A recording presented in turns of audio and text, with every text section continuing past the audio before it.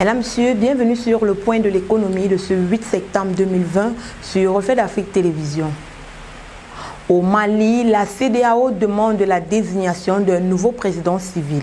C'est au sortir de la 57e conférence de la commission qui s'est tenue le 7 septembre dernier à Niamey, au Niger, que la CEDEAO a maintenu les sanctions économiques contre Bamako et contre le Comité national pour le salut du peuple.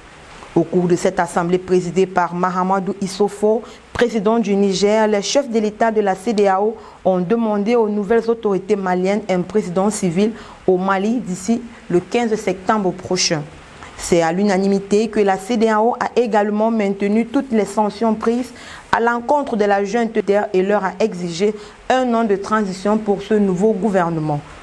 Côte d'Ivoire, ouverture de la 4e édition des conférences Risque Pays. Prévue pour le 17 septembre prochain au Sofitel Abidjan Hôtel Ivoire, la 4e édition des conférences Risque Pays est un concept qui permet de produire un rapport de risque pays qui établit la cartographie de risque d'un pays donné en mettant en relief ses atouts, ses opportunités et ses axes d'amélioration. L'objectif étant de donner une meilleure visibilité aux investisseurs, aux partenaires, au développement, aux autorités en charge de politiques publiques dans les pays concernés. Le rapport est par la suite présenté à un parterre d'experts, de politiciens, de diplomates, de capitaines d'industrie, de cadres du secteur privé et du secteur public, de membres de la société civile. S'ensuit la réaction du représentant du pays concerné relativement au rapport produit et présenté par l'agence. L'événement qui s'est toujours exclusivement déroulé en Côte d'Ivoire s'étendra à partir de 2021 dans d'autres pays de l'Afrique de l'Ouest. Togo, des fonds sont alloués aux maires.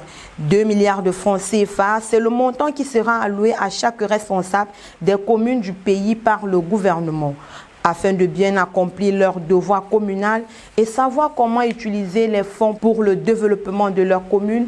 Tous les 117 maires du Togo sont allés suivre une formation à Lomé sur la gestion efficace de leur mairie. Une formation qui a débuté le lundi 7 septembre 2020 et qui s'achèvera le mardi 8 septembre 2020.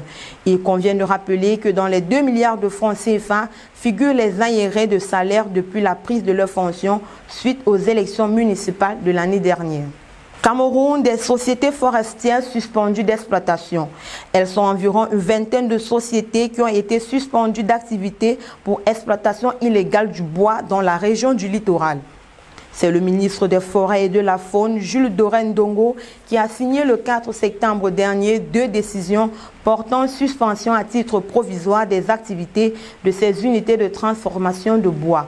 Par ailleurs, le ministre a déclaré que la suspension ne pourra être levée qu'après le règlement définitif du contentieux ouvert à l'encontre des dites sociétés pour non-respect des clauses du cahier des charges et complicité d'exploitation forestière illégale. Gabon, fiscalité foncière, nouvelle niche de l'économie. Dans l'optique d'améliorer les capacités de financement de l'économie, le gouvernement gabonais a décidé de lancer son dévolu sur la fiscalité foncière qui offre des perspectives d'élargissement de l'assiette fiscale.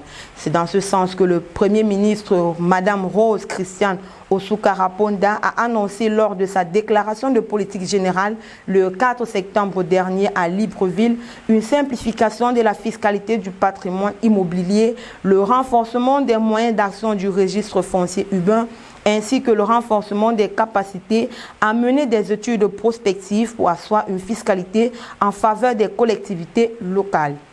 Par ailleurs, l'équipe gouvernementale s'attellera à lutter contre toutes les formes de fraude tout en poursuivant la dématérialisation des procédures fiscales avec l'achèvement du projet e-tax, le déploiement de la solution de paiement par téléphone mobile et la création d'un compte fiscal numérique pour chaque contribuable. Mesdames, Messieurs, c'est tout pour le point de l'économie de ce 8 septembre 2020.